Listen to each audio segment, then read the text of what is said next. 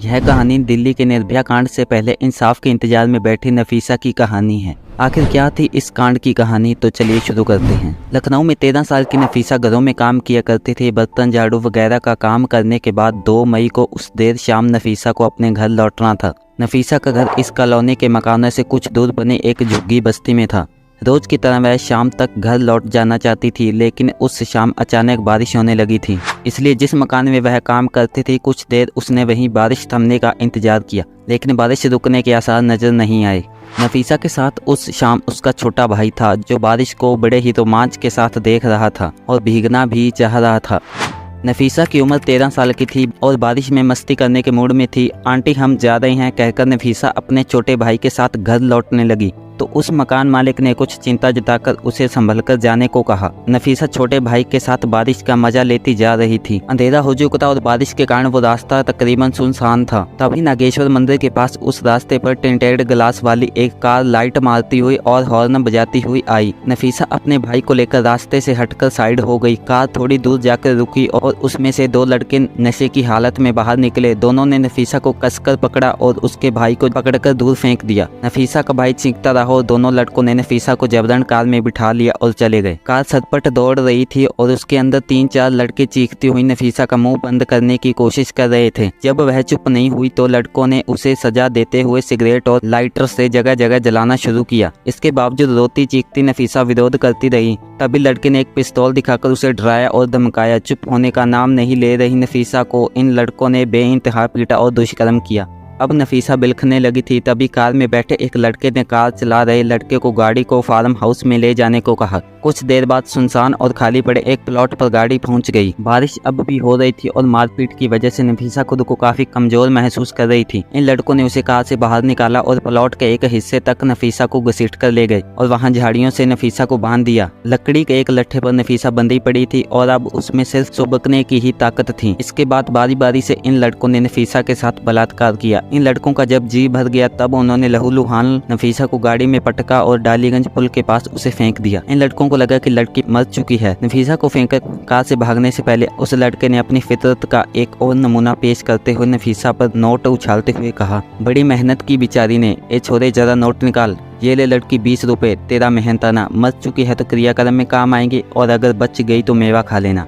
हम शुक्ला हैं यहाँ के दबंग, अब तुम हमारे काम ना आते तो फिर किसके काम आती। कहते हुए ये लड़के वहां से चले गए। कुछ देर बाद बुरी तरह जख्मी नफीसा होश में आई, लेकिन उसमें हिलने तक की ताकत नहीं थी। कुछ देर बाद बारिश से रास्ते के एक गड्ढे में जमा हुए पानी को चुल्लू में लिया और थोड़ी ताकत बटोरकर किसी तरह खड़े होने की कोशिश की। फिर उसे वहां कुछ औरतें दिखाई दी। नफीसा ने पूरी ताकत से चिल्लाया, लेकिन उसकी चीख भी इतनी आवाज पैदा नहीं कर पाई कि उन औरतों तक पहुंच जाए। नफीसा ने एक पत्थर उठाकर फेंका तो औरतों का ध्यान उस पर गया। खून में नहाई हुई फटे चिथड़ों में नफीसा किसी तरह खड़ी हुई तो नीम अंधेरे में उस आड़ी तिरछी लड़की को देखकर वो औरतें डर गई। उनमें से एक चीख उठी और नफीसा को चुड़ैल बोलकर घबराने लगी। चुड़ैल चुड़ैल। ये सुनकर नफीसा ने हाथ जोड़कर कहा, मैं चुड़ैल नहीं हूँ, मेरी मदद करो। इतना कहकर नफीसा गिर गई। तब कुछ औरतें डरती हुई उसके पास पहुंची और उसे करीब से देखकर उनकी आंखें फटी की फटी और मुंह खुला रह गया। कुछ औरतों ने अपने पल्लुओं को फाड़कर नफीसा को किसी तरह उन कपड़ों में लपेटा। फिर कुछ देर की मशक्कत के बाद बस्ती के लोगों की मदद से नफीसा की पहचान हुई और उसे पुलिस थाने पहुंचाया गया। नफीसा जिन हालातों में पुलिस के पास ले जाई गई वह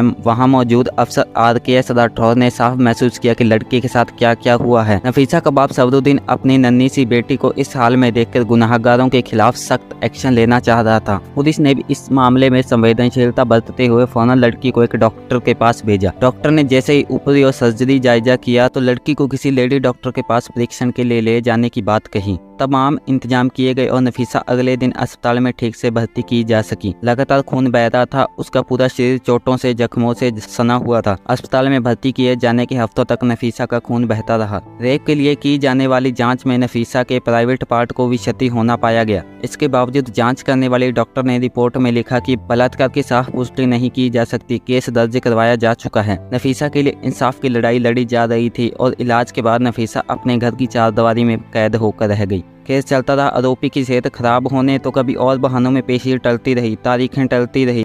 तारीख पर तारीख तारीख पर तारीख मिलती रही है। सालों गुजर रहे थे, वहीं दूसरी ओर नफीसा पर कुछ और ही गुजर रहा था। वो अपनी पढ़ाई पूरी करनी चाहती थी, लेकिन इस घटना के बाद उसे लंबे समय तक घर से बाहर नहीं निकलने दिया गया। वो बंद कमरे में घुटन में जी रही थी। फिर उसने किसी तरह घर में पढ़ने की बात की और 9वीं क्लास में एडमिशन लेकर स्कूल गई। लेकिन स्कूल में सब उसे रेप कहकर चिढ़ाते थे। नफीसा स्कूल छोड़कर घर में बैठ गई। इसी बीच केस चलता रहा। गौरव शुक्ला आरोपी था। 10वीं की मार्कशीट के जरिए कोर्ट को बताया गया था कि घटना के वक्त वह वयस्क नहीं था, इसलिए मामला जुवेनाइल कोर्ट का बनता था। चूंकि गौरव एक दबंग और रसूखदार परिवार का लड़का था, इसलिए केस खिंचता ही चला गया। इसलिए नफीसा व उसका परिवार केस के सिलसिले में चक्कर लगाते रहे। फिर बलात्कार की एक और घटना हुई। इधर नफीसा इंसाफ के इंतजार में समय काट रही थी। गौरव शुक्ला की शादी हो चुकी थी। इसी बीच 2012 में दिल्ली में चलती बस में कॉलेज की एक लड़की के साथ सामूहिक बलात्कार की खबर ने पूरे देश को हिलाकर रख दिया। निर्भया कांड सुर्खियों में आ गया क्योंकि हजारों लोग सड़कों पर उतर आए थे। इस कांड के बाद कानून सख्त हुए।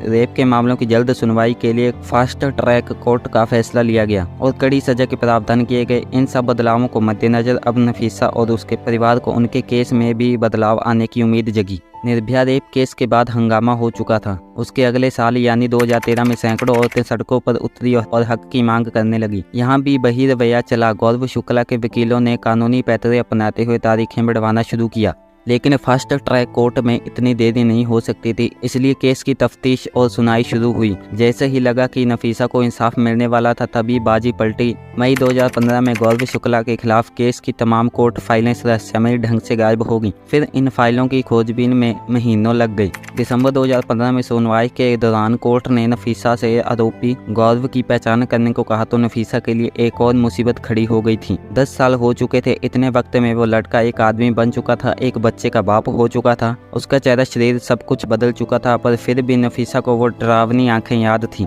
उसने गौरव को पहचाना तो कोर्ट में ही उसकी तबीयत खराब हो गई और उस दिन अदालत मुलतवी कर दी गई। फिर 2016 में शुक्ला खानदान को एक झटका लगा जब ये खुलासा हो गया कि गौरव की मार्कशीट फर्जी थी, जिसके आधार पर उसे घटना के वक्त यानी 10 साल पहले नाबालिग बताया गया था। अब फैसला आने में ज्यादा वक्त नहीं था। अब अप्रैल 2016 में गौरव शुक्ला को कोर्ट में गैंग रेप केस में दोषी करार करते हुए 10 साल की सजा हुई और नफीसा को इंसाफ मिला। इससे हमें यह सीख मिलती है कि हमें जुर्म के खिलाफ आवाज को बुलंद रखना चाहिए। एक न एक दिन इंसाफ जरूर मिलता है। धन्यवाद।